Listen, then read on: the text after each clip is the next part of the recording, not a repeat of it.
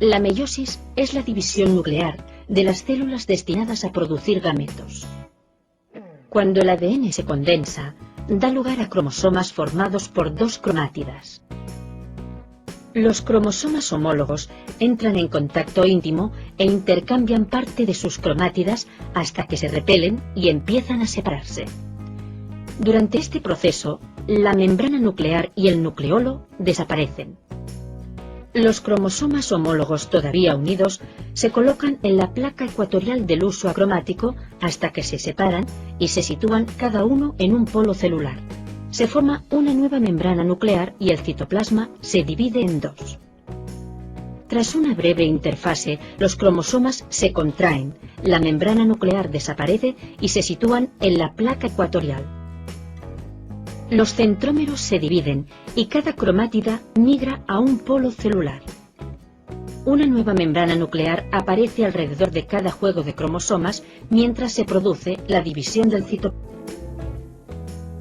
Los invertebrados constituyen el grupo más extenso de especies animales. Los artrópodos son los invertebrados más altamente evolucionados. Clasificados dentro del filum de los moluscos, encontramos a otros invertebrados menos complejos. Las lombrices y los animales incluidos en el filum de los anélidos son animales con una estructura todavía más simple. Aún más simples son los poríferos, las esponjas y otros parientes. Y por último, los más simples de todos los invertebrados son los protozoos. Los protozoos son muy antiguos. Se cree que especies de protozoos estuvieron presentes en las primeras formas de vida. El nombre de protozoos significa primeros animales. Podemos encontrar evidencia científica de esta en estos grandes farallones calcáreos en Inglaterra que se formaron hace millones de años. La greda de estos farallones es en realidad los restos fosilizados de miles de millones de protozoos microscópicos. Normales.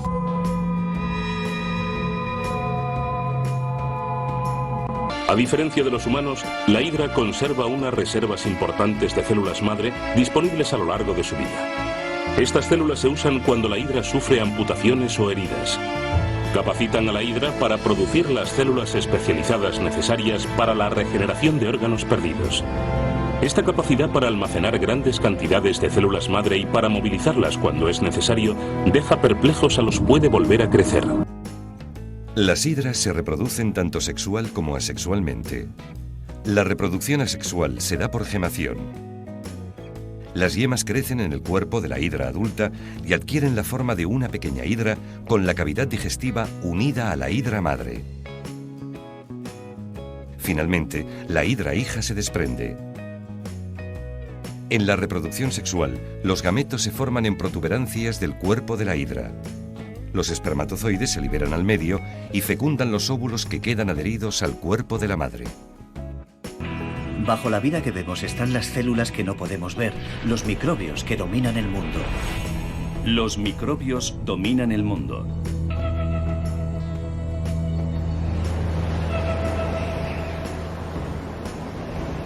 En el Valle de la Muerte, en Nevada, la búsqueda continúa. Estamos a 85 metros bajo el nivel del mar, el lugar más caluroso del mundo. Los microbios que ha encontrado son extraordinarios. Hace décadas ni se imaginaba su existencia. Pertenecen al grupo Archaea, los antiguos. Son extremófilos, les gusta lo extremo. Y prosperan en lugares donde pensábamos que no podía haber vida. Son el último gran descubrimiento En algunas de las confluencias de aguas que hemos encontrado a profundidades de hasta 2 kilómetros, había unos 10 millones de células bacterianas por milímetro de agua.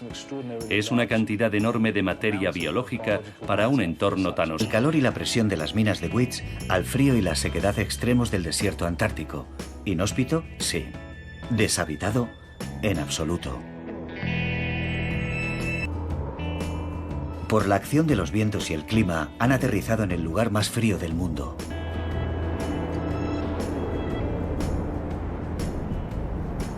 Andersen desciende al fondo de un lago glacial.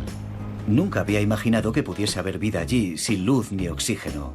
Pero para su sorpresa, descubre una enorme comunidad de microbios viviendo en magníficas alfombras microbianas.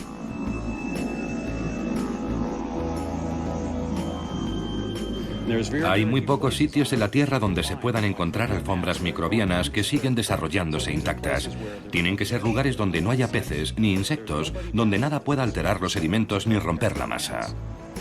No tienen la posibilidad de crecer en un entorno donde nada las moleste, como pasaba hace entre 600 y 4.000 millones de años. Hace miles de millones de años, los microbios bullían por todo el planeta. Representaban algo que la joven Tierra aún no había experimentado, la vida. Ahora nos damos cuenta de lo extendida que está la vida microbiana y de su diversidad. Incluso amenaza nuestra posición en lo más alto del árbol de la vida. Las bacterias están íntimamente relacionadas con la química de todo, lo animado y lo inanimado. Son tan importantes en los ciclos de la naturaleza que la vida no podría existir sin bacterias, pero las bacterias sí podrían existir sin el resto de los seres vivos. Está claro que tanto las bacterias como las recién descubiertas arqueas han colonizado algunos de los entornos más hostiles de la Tierra. La Wolbachia ha conseguido invadir a tantas avispas que se ha convertido en una de las bacterias más extendidas del mundo. Y para ello emplea una estrategia perfecta: controla la reproducción de su portador. La bacteria vive en los huevos de la avispa. Una vez establecida, le interesa asegurarse de que en la especie predominen las hembras. Las avispas macho no transmiten la bacteria a la siguiente generación, solo lo hacen las hembras. La bacteria tiene sus trucos. Algunas Wolbachia matan a los machos. Otras cepas de Wolbachia convierten a los machos. La Wolbachia ha llegado a dominar hasta tal punto la reproducción de la avispa esmeralda que puede llegar a influir en su evolución. Si un macho y una hembra no pueden reproducirse, se convierten en especies diferentes. Con esta pareja joven de la misma especie, hemos descubierto, estudiándola en el laboratorio, que si nos deshacemos de la bacteria no tienen ningún problema para aparearse, lo hacen espontáneamente y los híbridos están bien. Los nietos de los híbridos están perfectos. No tienen muchas barreras intrínsecas para intercambiar genes. La única gran barrera intrínseca que vemos es la Wolbachia. Así que podemos curarlos, eliminar la Wolbachia y están perfectamente. Los calamares recién nacidos no tienen bacterias. Tienen que recolectarlas para poder desarrollar un órgano luminoso. El animal y la bacteria se comunican de alguna forma y el tipo de bacteria adecuada se establece en el cuerpo del calamar. Las bacterias están comprobando constantemente la presencia de otras bacterias mediante moléculas mensajeras para establecer cuándo hay suficientes para producir una cantidad significativa de luz, y entonces la encienden. No hace falta sumergirse hasta las chimeneas hidrotermales del Pacífico para encontrar condiciones similares a las que originaron la vida. En el Parque Nacional de Yellowstone, en Wyoming, las fuentes hidrotermales están repletas de arqueas. El doctor Norman Pace tiene la sensación de que las condiciones que se dan aquí deben ser muy parecidas a las de la Tierra primitiva. La ameba es un protozoo o protisto, eucariote y risópodo, ya que para alimentarse y o movilizarse emite pseudópodos que le permiten no solamente poderse trasladar de un sitio a otro, sino también englobar partículas u otros organismos para luego ingerirlos. Viven en suelos húmedos, en agua e incluso dentro de animales en los cuales actúa como parásitos. No posee pared celular y por eso puede variar mucho su forma. Una de las formas comunes de reproducirse es la de la fisión binaria o bipartición. Es un mecanismo de reproducción asexual. En este proceso duplican su material genético por mitosis y luego el citoplasma, obteniendo como resultado dos células hijas. Se considera que se puede reproducir cada minuto. Eso quiere decir que podríamos rápidamente estar invadidos de este organismo, el cual inclusive cuando está en el sistema digestivo humano puede provocar enfermedades que causan lesiones en el hígado, colon y fuertes diarreas. Los paramecios también tienen reproducción sexual por bipartición, en la cual también se dividen en dos células iguales. Habitan en aguas dulces con abundantes sustancias alimenticias. De acuerdo a lo que estamos observando en este momento, están las dos células fusionadas y se alcanzan a ver los flagelos que están a sus lados. En el campo obviamente se van a ver otros individuos diferentes que van a estar rodeándolos por todo lado, pero lo importante es establecer que ella comienza poco a poco a intercambiar todos las últimas partes que corresponden para que queden iguales en todo sentido, y ya cuando están listas para esta partecita es cuando ya se terminan separando. Entonces en la gráfica vemos que a pesar de todo los cilios se mueven lentamente, pero el esfuerzo es bastante mayor. Algunas cosas todavía se van intercambiando de esa unión que tienen en este momento, hasta que por fin se separan y pueden ya ser individuos totalmente individuales, y de allí más adelante rápidamente vuelven y realizan otras divisiones. Esa es una de las características principales que se observan en estos tipos de individuos, que fácilmente se pueden estar dividiendo, multiplicándose, y por eso es que llegan a perjudicar cuando están actuando como parásitos dentro de los sistemas digestivos de los humanos y de otros tipos de organismos mamíferos en especial. Vamos a ver, aquí ya se separa, quedan libres, individuales. En el siguiente evento estamos observando lo que es la planaria cuando es cortada en diferentes trozos.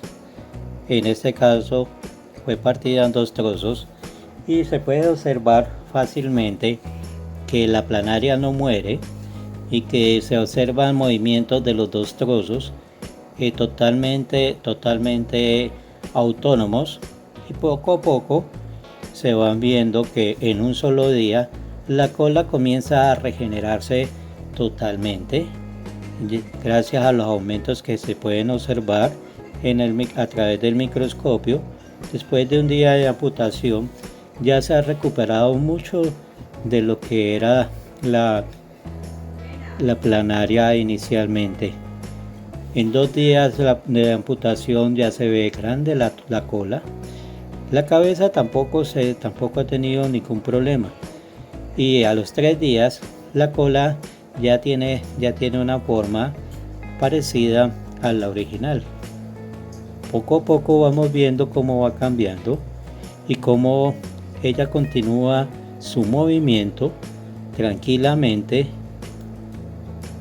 en el agua, como si pudiera estar en este momento totalmente regenerada. La misma cola 4 días después ya está casi totalmente formada y está próxima a ser una planaria completa. Ya se observan la parte de unos tipos de ojos después de 4 días.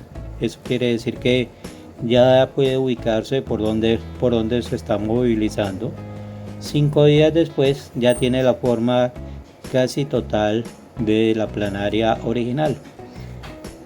En este momentico podemos observar que la planaria a los 7 días ya está totalmente formada, ya se ve igualita como estaba la original, y en este caso tanto la parte de la cola como la parte de la cabeza se han ido regenerando.